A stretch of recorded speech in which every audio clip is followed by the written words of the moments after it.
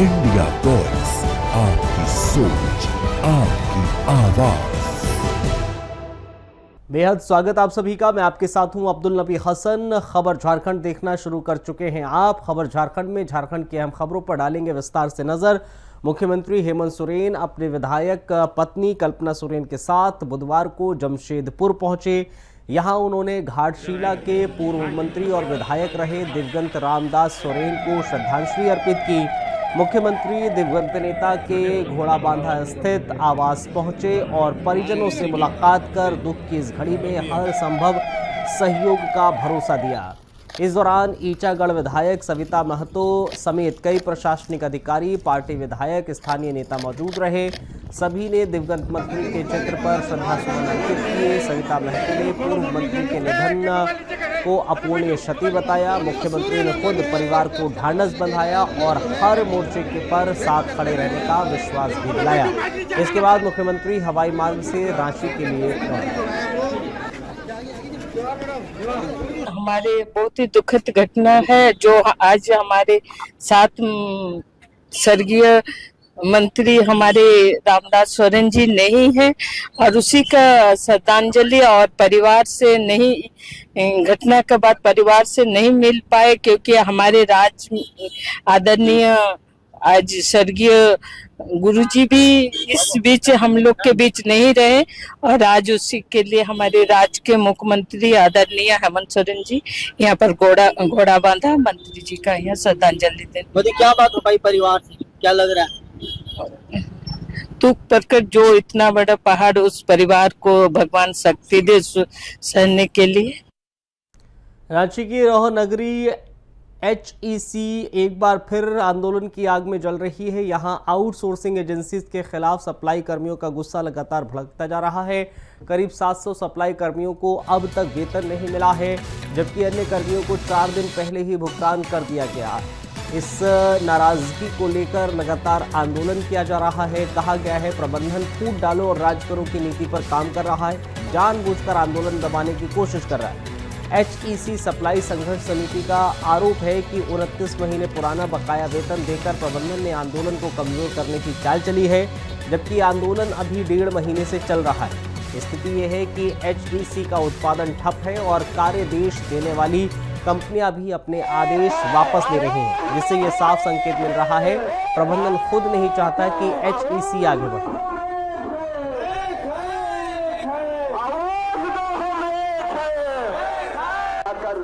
मजदूरों के साथ तालमेल बना के काम करेंगे, HEC का प्रोडक्शन होगा।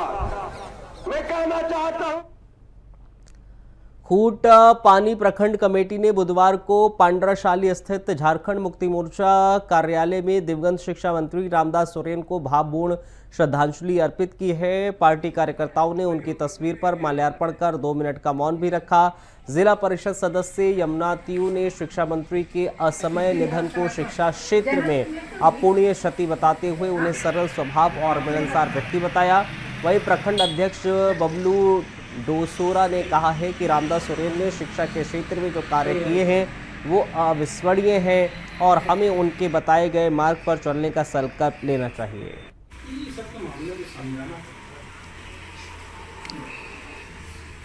नहीं रहे, ये हमारे झारखंड के पार्टी और माटी के लिए काफ़ी अपूर्णीय क्षति हुआ है।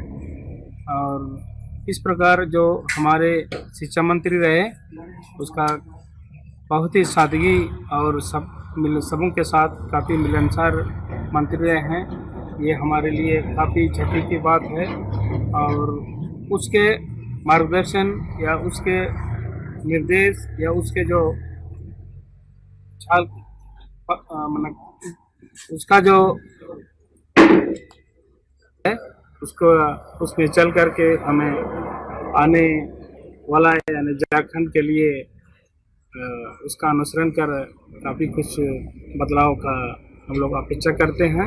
जितने भी पार्टी के मंत्री हो, ये हमारे लिए एक अनुकरणीय है कि उसका इतना काफ़ी अच्छा सराहनीय कदम किए शिक्षा के क्षेत्र में और सबों के साथ हर जगह कहीं भी कभी भी एकदम बेहिचक दिवंगत से हम लोग को मिलने का अवसर था, लेकिन बड़ी ही खेद की बात है कि हमारे बीच दिवंगत रामदास सोरेन जी नहीं रहे हैं। ये हमारे लिए काफ़ी अपूर्णीय क्षति रहा। झारखंड के उप राजधानी दुमका में डीएमएफटी फंड में घोटाले से को लेकर बड़ी अहम खबर है, जिसका ताज़ा उदाहरण शहर के पहचान टावर चौक की मरम्मत है। जुलाई 2024 में इस टावर की मरम्मत करीब 1.5 लाख रुपए खर्च करके की गई, लेकिन टावर की हालत जस की तस बनी हुई है।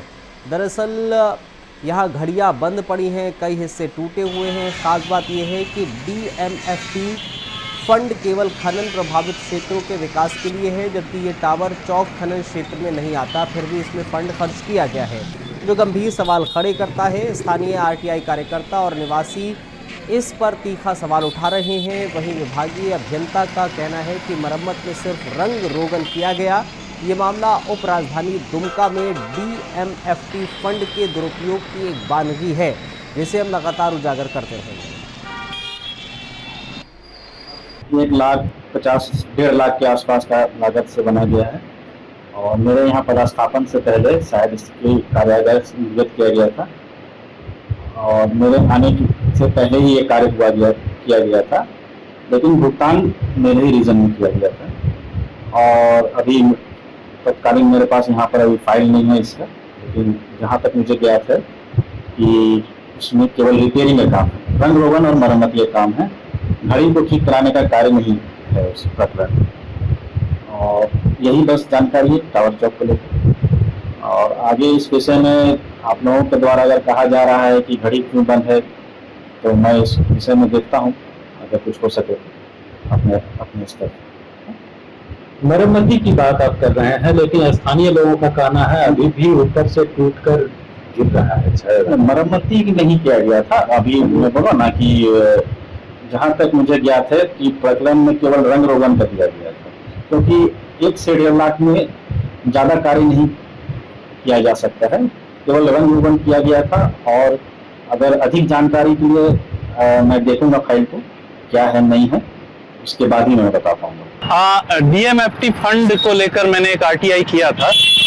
उसमें पिछले 5 सालों का जो एक डेटा सामने आया है खर्च का, उसमें एक खर्च दिखता है जुलाई 2024 में 1,39,000 के लागत से टावर चौक का जीर्णोद्धार का, जिसमें 1,32,000 रुपया खर्च किया गया है। पर टावर चौक जिसकी पहचान घड़ी से होती है और यह दुमका का प्रवेश द्वार है, और यहाँ देखते ही पता चल रहा है कि घड़ी बंद पड़ी हुई है।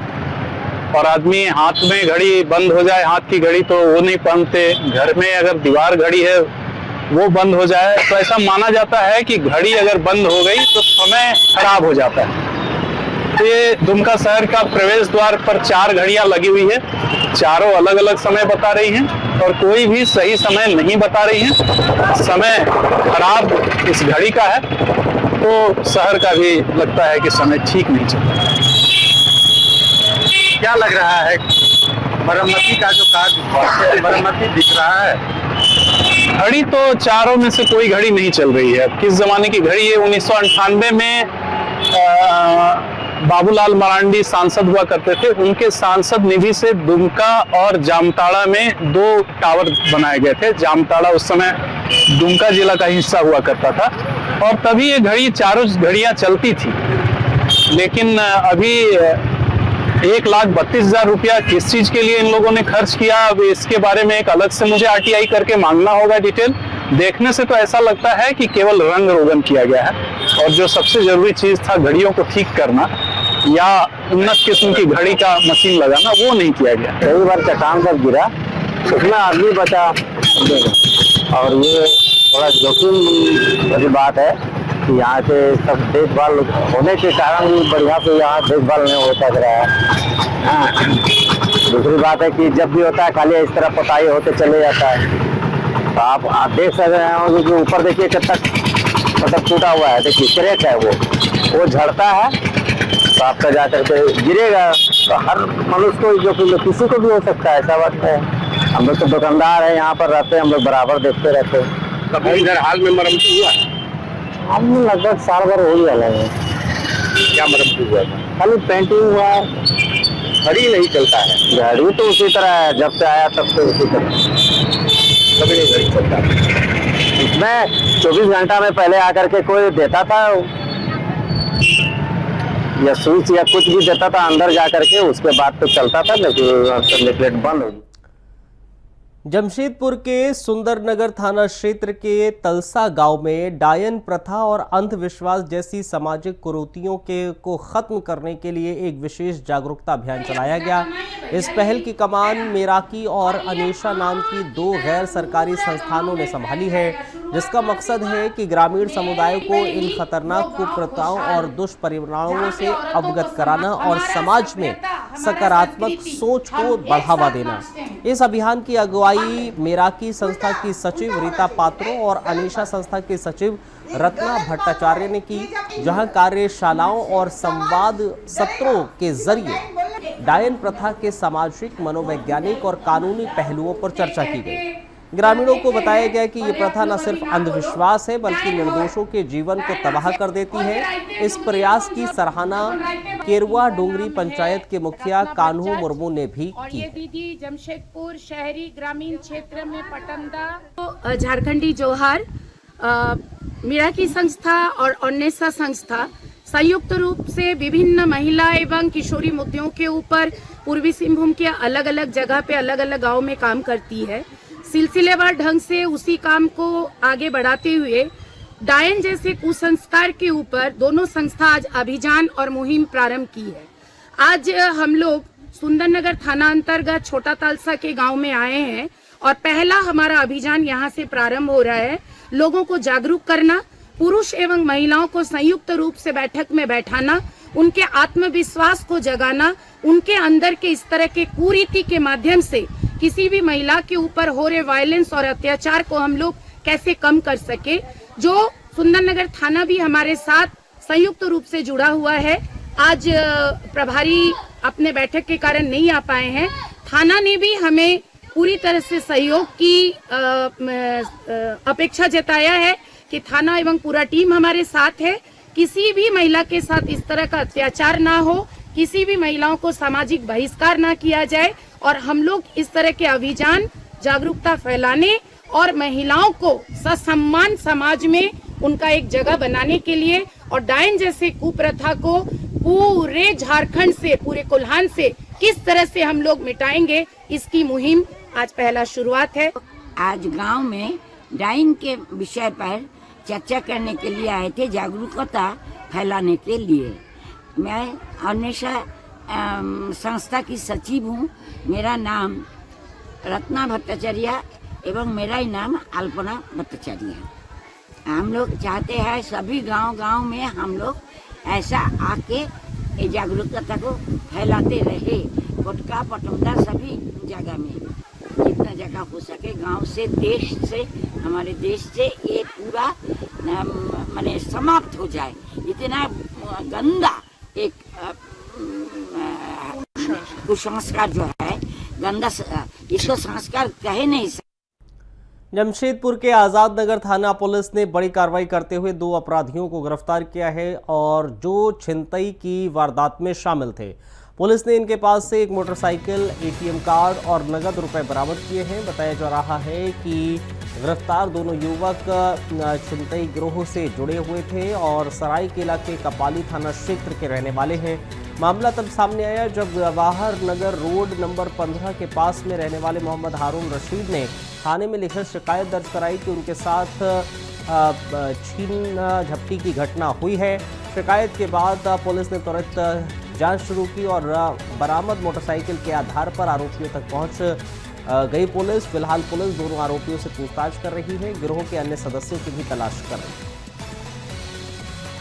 आजाद नगर के ही जवाहर नगर के रहने वाले मोहम्मद अनास के द्वारा एक कांड प्रतिवेदित कराया गया था, जिसमें उनके द्वारा आरोप लगाया गया था कि उनका अज्ञात 2 व्यक्ति के द्वारा उसका बैग को और बैग में रखे सामान को छिनताई कर लिया गया है।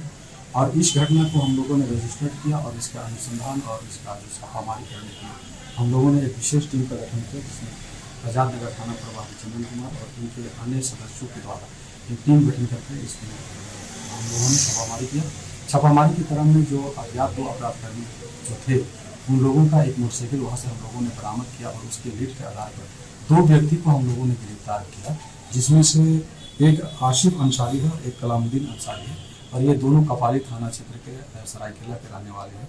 इन लोगों के पास से छिनताई की गई बैग और उनमें रखे अन्य सामान, जो एक बैग था, एक यूनियन बैंक का ATM था, एक IDBI बैंक का ATM था और ट्रेनिंग जॉब कार्ड था, पैन कार्ड था और कुल 2700 रुपये ये इन लोगों के पास से बरामद किया गया। अपराधी इनमें से एक व्यक्ति का जो कलामुद्दीन उर्फ कलाम उर्फ सैफ है, इनका पूर्व में वह आपराधिक इतिहास रहा है। ये साथी थाना से 114/19 कांड है, जिसमें एक जेल की चार्ज। देवदार थाना क्षेत्र में अवैध बालू माफियाओं का कब्जा लगातार बढ़ता जा रहा है, जहां दिन दहाड़े सैकड़ों ट्रैक्टर बालू लादकर खुलेआम सड़कों पर दौड़ते नजर आ रहे हैं।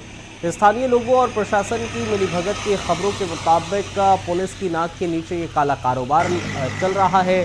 जब थाना प्रभारी राहुल कुमार से इस मामले में सवाल किया गया तो उन्होंने कहा कि कोई अवैध ट्रैक्टर नहीं चल रहा है, लेकिन जब सबूत पेश किए गए तो सिर्फ पेट्रोलिंग भेजने की बात कही। इस बीच प्रशासन की इस उदासीनता पर सवाल खड़े हो रहे हैं। आखिर अवैध बालू खनन पर कार्रवाई क्यों नहीं हो रही है? क्या पुलिस प्रशासन इस कारोबार को संरक्षण दे रहा है? फिलहाल देवदाड़ की सड़कों पर बालू माफियाओं का कब्जा जारी है और सवाल ये है कि ये कब थमेगा। लाल सोना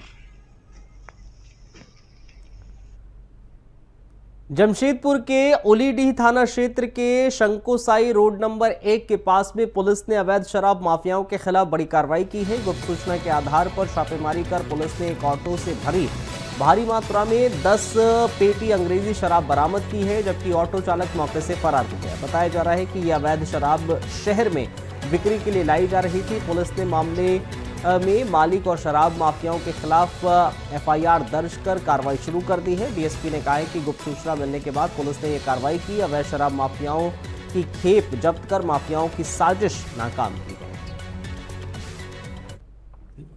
कि एक टेम्पो से अवैध शराब के खेप को कहीं ले जाया जा रहा है। इसका सत्यापन के लिए थाना प्रभारी PD अभिषेक और 155 और अन्य टीम के अन्य सदस्यों को छापामारी में लगाया गया। छापामारी के क्रम में शंकोसाई रोड नंबर 1 स्थित दुर्गा मंदिर के पास छापामारी किया गया, जिसमें एक टेम्पो को पकड़ा गया। टेम्पो को रखते के साथ टेम्पो का जो चालक था वो फरार हो गया और उस टेम्पो को जब सर्च किया गया तो उसमें 7 पेटी को अवैध शराब का खेप पाया गया, जिसमें 329 बोतल अंग्रेजी का शराब बरामद किया गया। इस कांड में 329 बोतल शराब बरामद किया गया है और जो घटना में प्रयुक्त टेम्पो है उसका डिटेल्स सूत्र के आधार पर।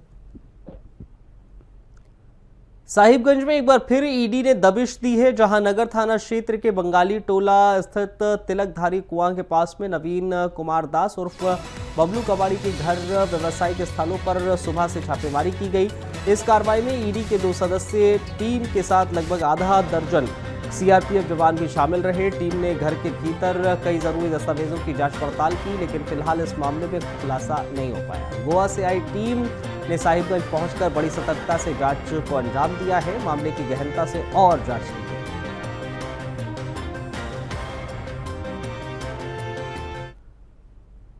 बोकारो जिले में पुलिस ने अवैध गांजा और शराब तस्करी का बड़ा नेटवर्क पकड़ने के लिए 3 थाना क्षेत्र जरीडीही, गोमिया और पेटरवार में ताबड़तोड़ छापेमारी की है। पुलिस अधीक्षक हरविंदर सिंह ने बताया है, गुप्त सूचना पर कुम्हारडीह गांव में 2 तस्करों को गिरफ्तार कर 1 किलो गांजा बरामद किया है। करीब गिरफ्तार आरोपियों से मिली जानकारी के मुताबिक गोमिया और पेटरवार में छापेमारी कर कुल 152 किलो गांजा, 164 से ज्यादा बोतल अवैध शराब और इलेक्ट्रॉनिक तराजू जब्त किए गए हैं। इस कार्रवाई में बड़ी तस्करी का सफल पर्दाफाश हुआ है।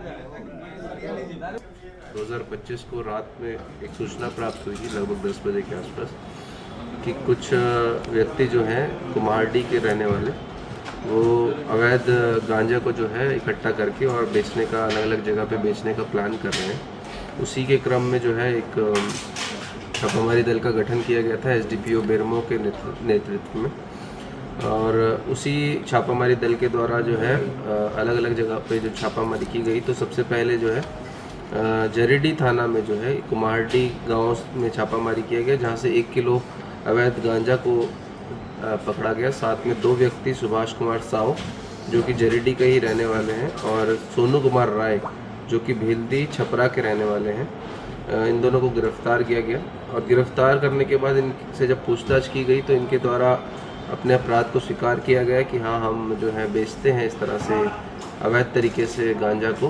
और उनके द्वारा बताया गया कि आगे जो है उनकी निशानदेही पर पेटरवार में जमशेदपुर में नशेड़ियों के हौसले बुलंद हैं, जिसका ताज़ा उदाहरण मंगलवार को देखने को मिला, जहां छोटा पुल पर दरअसल एक ब्राउन शुगर के आदी युवक ने राह चलते एक युवक को जबरन पैसे छीनने की कोशिश की है। बीच बचाव करने आए राहगीरों ने इसका विरोध किया तो नशेड़ी युवक ने पत्थर उठाकर उन पर हमला शुरू कर दिया, जिससे लोगों में दहशत फैल गई। इस घटना ने एक बार फिर शहर में ब्राउन शुगर के बढ़ते कारोबार और युवाओं पर इसके विनाशकारी प्रभाव को उजागर किया।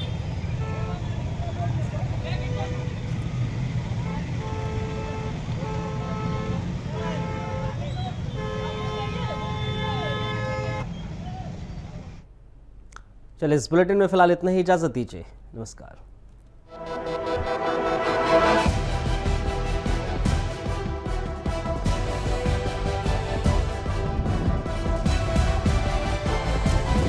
इंडिया वॉइस, आपकी सोच, आपकी आवाज।